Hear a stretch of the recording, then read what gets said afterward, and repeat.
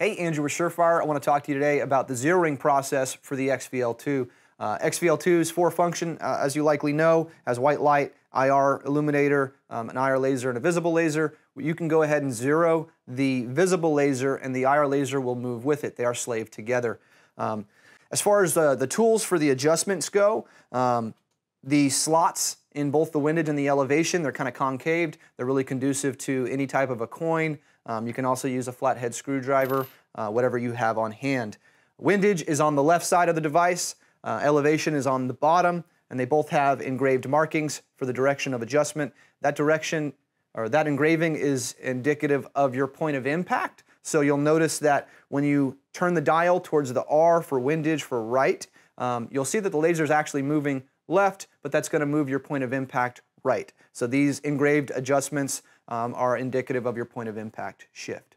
Now, throughout this entire zeroing procedure, the most important thing is that you do incremental adjustments in both directions. You don't do one gross adjustment, even if that's all you need. So as an example, if you mount the XVL2 and your laser is correct as far as windage goes, but maybe you're 10 inches low, you should go ahead and bring it up 4 clicks, add in right 4 clicks, up 4 clicks, and then come back left 4 clicks. And the point of that is that you're always doing incremental adjustments in both directions. If you do not do that, you can bind up the internal mechanism, which can be problematic.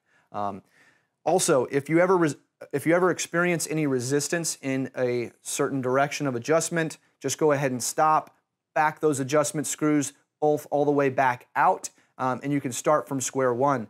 Out of the box as a brand new XVL2, you can just go ahead and start your zeroing procedure normally. If you're taking this device from another maybe firearm and you're re-zeroing it on another gun, it might be a good idea to go ahead and back both windage and elevation out and start from square one completely. And again, small incremental adjustments until you have your point of aim dialed, your point of aim and your point of impact dialed in.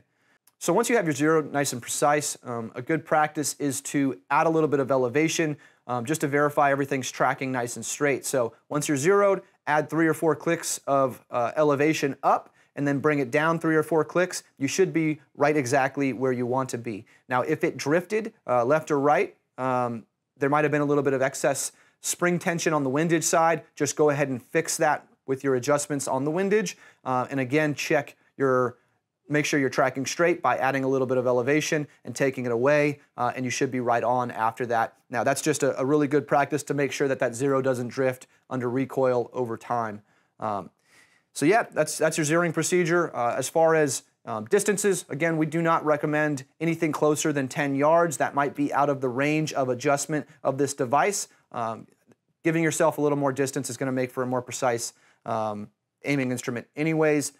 So 25 yards, 10 yards, whatever your preference is, whether or not it's a converging or a parallel zero is up to the end user. If at any point you experience any resistance in your adjustments, just go ahead and stop. Do not try and force your way through it. You can harm the device. Just back those adjustments all the way out. So lefty-loosey on both of them. Go ahead and start from square one and incrementally adjust your way to where you need to be. Just don't force anything with these precision devices.